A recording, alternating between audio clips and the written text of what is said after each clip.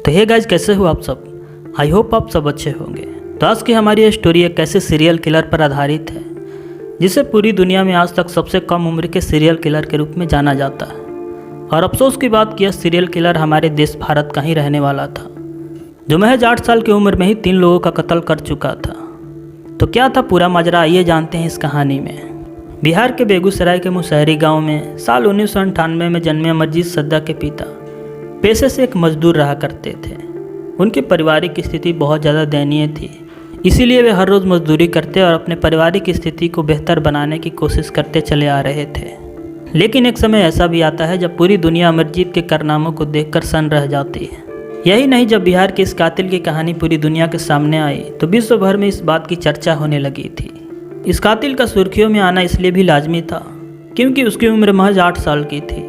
तो साल 1998 में बिहार में पैदा हुए दुनिया के सबसे कम उम्र के सीरियल किलर का नाम अमरजीत सद्दा था।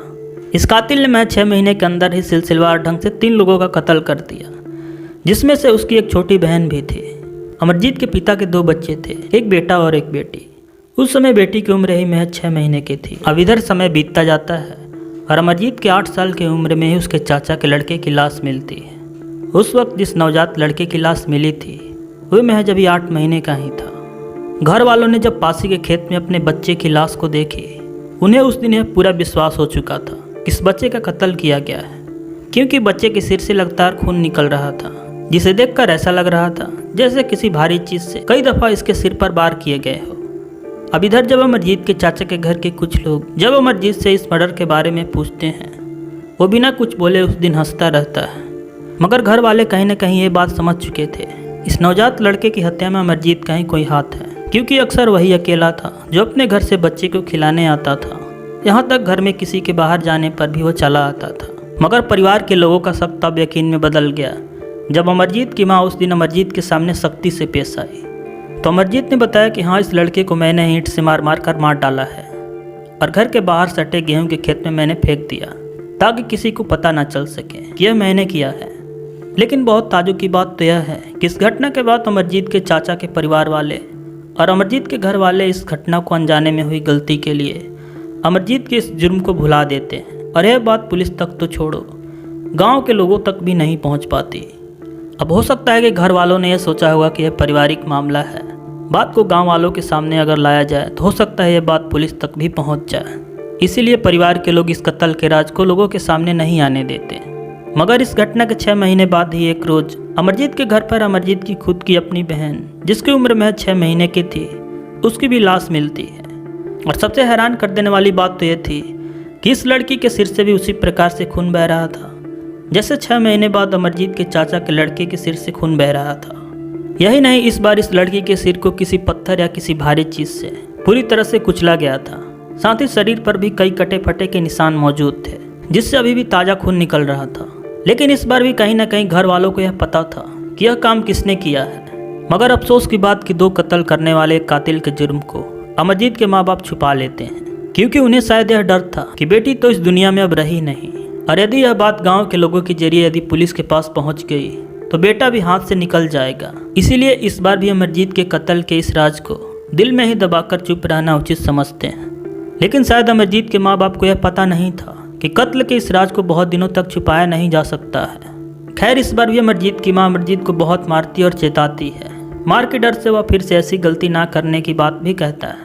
मगर अफसोस कि उस दिन भी अमरजीत के माँ बाप अमरजीत की झूठी बातों को सच मान लेते हैं और यह बात घर तक ही सिमट कर रह जाती है। मतलब आप सोच सकते हैं कि एक 8 साल का कातिल जिसने महज 6 महीने के अंदर ही 2 कत्ल किए हो, फिर भी माँ बाप उसके साथ एक ही घर में रहते चले आ रहे थे, और वो भी यह समझ करके कि यह एक पारिवारिक मामला है और शायद अब अमरजीत कुछ ऐसा नहीं करने वाला। इसीलिए इस दूसरे कत्ल के बाद भी माँ बाप खामोश थे। खैर, थोड़ा और समय बीतता जाता है और इस घटना के ठंडे पड़ जाने के बाद, यानी मुश्किल से ही 3 महीने बाद, हुआ यह कि अमरजीत के घर के कुछ ही दूरी पर गाँव में चुनचुन देवी नाम की एक औरत रहा करती थी। उसकी एक 6 महीने की बच्ची थी जिसका नाम खुशबू था। एक दिन चुनचुन देवी गांव में ही एक प्राइमरी स्कूल में अपनी बच्ची को सुला रहे थे। मगर उस दिन जैसे ही चुनचुन देवी को घर के कुछ काम याद आते हैं, वह अपनी 6 महीने की बच्ची को वहीं सुलाकर वापस अपने घर चली जाती है। मगर कुछ देर के बाद जब वह स्कूल को लौटी तो देखी कि उसकी बच्ची अपनी जगह से गायब हो चुकी थी। उसके बाद चुनचुन देवी गांव के सभी लोगों से पूछती है, हर एक जगह ढूंढती है, रोती है, चिल्लाती है, मगर तमाम कोशिश करने के बावजूद भी उस दिन खुशबू का कुछ पता नहीं चलता कि वह कहाँ गई और उसके साथ क्या हो गया। अब इधर अंत में जब सारी उम्मीद खत्म हो गई तो थक हार कर भगवानपुर पुलिस स्टेशन पहुंचती है, जो गांव से करीबन यही 4 किलोमीटर की दूरी पर था और जिसके अंडर में ही यह मुसहरी गांव भी आता था। वहां जाकर चुनचुन देवी अपनी बेटी की मिसिंग रिपोर्ट लिखवाती है और रोती बिलखती वापस से अपने गांव लौट आती है। अब यह पहली बार था कि मुसहरी गांव से किसी बच्ची के गायब होने की रिपोर्ट पुलिस तक पहुंची थी। इसके बाद गांव में पुलिस आती है।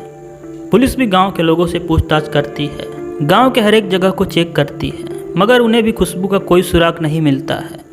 लेकिन हाँ, एक बात पुलिस को गांव के लोगों से बात करते हुए जरूर पता चला कि इस गांव से पहले भी 2 बच्चे गायब हो चुके थे, जिनका आज तक भी कुछ पता नहीं चल सका कि उन बच्चों के साथ क्या हुआ और वे कहाँ चले गए।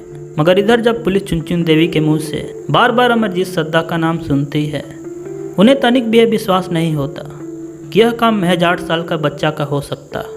चुनचुन देवी अपनी बात पर अड़ी रहती है और वो बार बार पुलिस वालों से कहती है कि आखिरी बार खुशबू के पास मैंने अमरजीत को ही देखा और मुझे शक है कि उसने ही कुछ किया है। पुलिस ना चाहते हुए भी उस दिन अमरजीत से पूछताछ करने का फैसला करती है, शायद यह सोचकर कि खुशबू के बारे में कोई सुराग ही मिल जाए या फिर चुनचुन देवी के दिल को तसल्ली ही मिल जाए। इसीलिए पुलिस अमरजीत से बात करने के लिए अमरजीत के घर का रुख करती है। तो अब पुलिस अमरजीत सद्दा के घर पहुंचती है। पुलिस उस 8 साल के बच्चे अमरजीत सद्दा से पहली बार पूछती है कि बेटा, तुम्हें मालूम है कि खुशबू कहाँ है?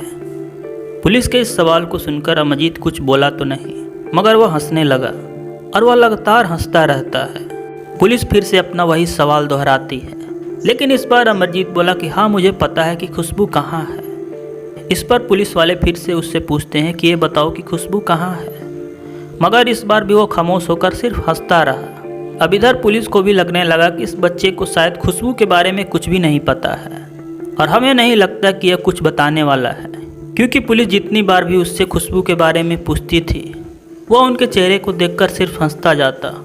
मगर इधर पुलिस के सामने बहुत बड़ी चुनौती खड़ी थी, क्योंकि इससे पहले भी इसी गांव से लगातार 2 बच्चे गायब हो चुके थे और इसीलिए पुलिस की एक आखिरी उम्मीद सिर्फ अमरजीत सद्दा ही बचा था, जिसके जरिए ही कोई सुराग मिल सकता था।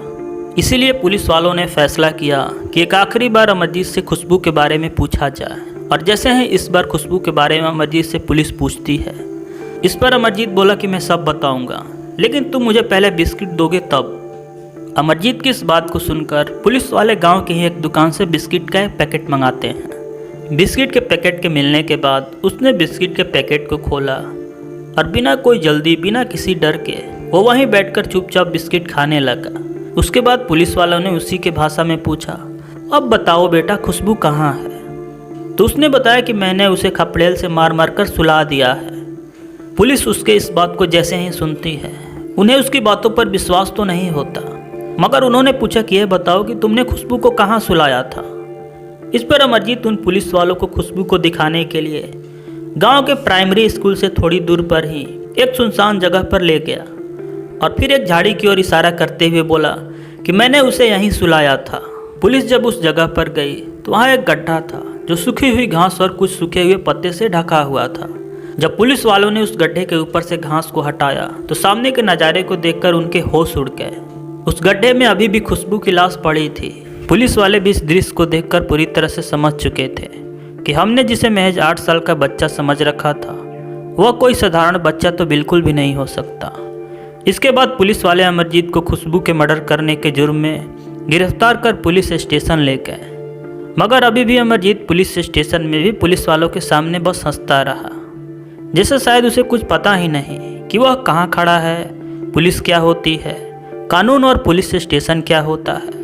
और यही नहीं, उसे शायद यह भी एहसास नहीं था कि उसने क्या किया है।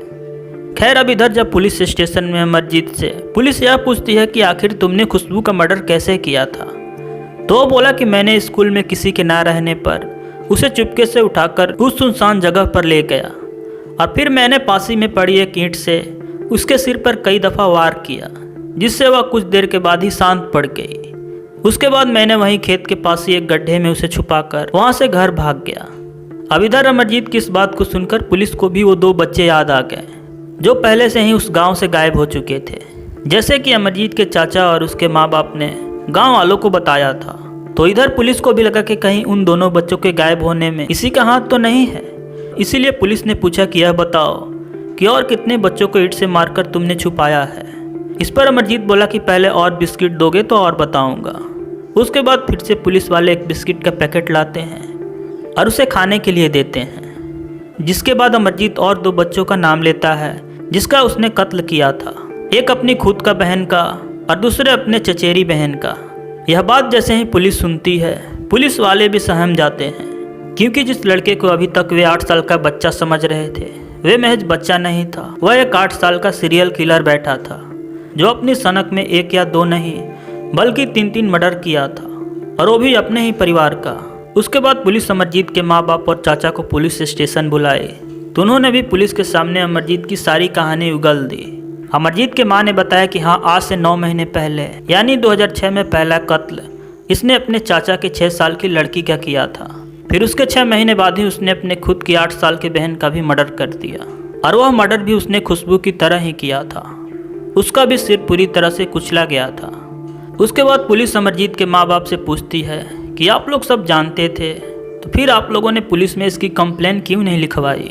इस पर अमरजीत की माँ बोली कि जब इसने अपने चाचा की लड़की को मारा था तो हमें लगा कि एक अनहोनी है जो गलती से हो गया होगा, इसीलिए हमने इस कत्ल के राज को गांव के लोगों को भी नहीं बताया, और हमने गांव वालों से कह दिया कि वे दोनों बच्चे गायब हो चुके हैं। लेकिन जब इसने अपनी खुद की बहन को मारा तब मुझे इस बात को लेकर डर सताने लगा कि कहीं यह बात पुलिस के पास पहुंच गई तो हमारा इकलौता बेटा भी हमारे हाथ से निकल जाएगा। इसीलिए उस दिन मैंने इसे मार पीट कर चेता दिया था ताकि फिर यह कभी ऐसा ना कर सके, और बाकायदा इसने मुझसे कहा भी था कि माँ, मैं फिर से कभी किसी को नहीं मारूंगा। इसीलिए हम लोग निश्चिंत हो चुके थे। खैर, इसके बाद पुलिस अमरजीत के माँ बाप और चाचा के कहे गए बयान को दर्ज करती है, मगर अभी भी उनके मन में एक सवाल उठ रहा था, और वह यह कि आखिर अमरजीत बेवजह और वो भी अपने ही घर के उन मासूम बच्चों को इतनी बेरहमी से क्यों मार डाला, क्योंकि हर एक मर्डर के पीछे कोई ना कोई कारण जरूर होता है। तो पुलिस एक बार फिर से अमरजीत से उसी के भाषा में पूछती है कि आखिर तुमने इन तीनों बच्चों को क्यों मार डाला। अमरजीत ने बताया कि ऐसे करने में मुझे मज़ा आता था, क्योंकि जब भी मैं उन्हें दर्द में देखता था, तकलीफ में देखता था, मुझे बहुत अच्छा लगता था। अमरजीत की इस बात को सुनकर पुलिस को भी पूरा विश्वास हो चुका था कि इसकी मानसिक स्थिति कुछ ठीक नहीं है। उसके बाद अमरजीत को डॉक्टर के पास भेज दिया जाता है, और जांच पड़ताल और अच्छे से चेक करने के बाद डॉक्टर ने अपने रिपोर्ट में लिखा कि अमरजीत बहुत दिनों से कंडक्ट डिसऑर्डर बीमारी से जूझ रहा है, और इसी की वजह से उसे किसी को दर्द या तकलीफ में देखना बहुत अच्छा लगता है। उसे तो यह भी नहीं पता कि वह किसी का कत्ल कर रहा है, और शायद यही कारण था कि 3 कत्ल करने के बाद भी वह पुलिस वालों के सामने हंसता रहा। इसके बाद अमरजीत को अदालत में पेश किया गया, लेकिन उसके सारे जुर्म साबित होने के बावजूद भी उसे कैदियों के साथ जेल में नहीं रखा जा सकता था, क्योंकि वह एक नाबालिग था। इसीलिए उसे बाल सुधार गृह में भेज दिया गया। लेकिन भारतीय सुधार कानून के हिसाब से 3 साल से अधिक दिनों तक बाल सुधार गृह में नहीं रखा जा सकता था, इसीलिए 3 साल बाद उसे वहां से भी छोड़ दिया जाता है। मगर बाद में उसकी स्थिति को देखकर यह फैसला लिया गया कि जब तक अमरजीत 18 साल का नहीं हो जाता उसे डॉक्टरों की निगरानी में ही रहना होगा। हालांकि अमरजीत का जन्म 1998 में हुआ था। इस हिसाब से देखा जाए तो उसे 2016 में उसे अपनी ज़िंदगी जीने के लिए आज़ाद कर दिया गया होगा। आज अमरजीत एक नए शहर या फिर नए गांव में एक नए नाम के साथ जी रहा होगा, मगर वह किस हालत में है किसी को नहीं पता। आज अमरजीत की इस घटना ने अमरजीत सद्दा का नाम देश ही नहीं बल्कि पूरी दुनिया का सबसे छोटे सीरियल किलर के रूप में लाकर खड़ा कर दिया। आज भी दुनिया का सबसे छोटा सीरियल किलर का रिकॉर्ड अमरजीत सद्दा के नाम पर ही है, जो महज 8 साल की उम्र में ही 3 मर्डर कर चुका था। तो यह रही दुनिया के सबसे छोटे सीरियल किलर अमरजीत सद्दा की कहानी। तो आई होप यह कहानी आपको अच्छी लगी हो। तो मिलते हैं किसी रियल स्टोरी के साथ किसी नेक्स्ट वीडियो में। तब तक बाय एंड टेक केयर।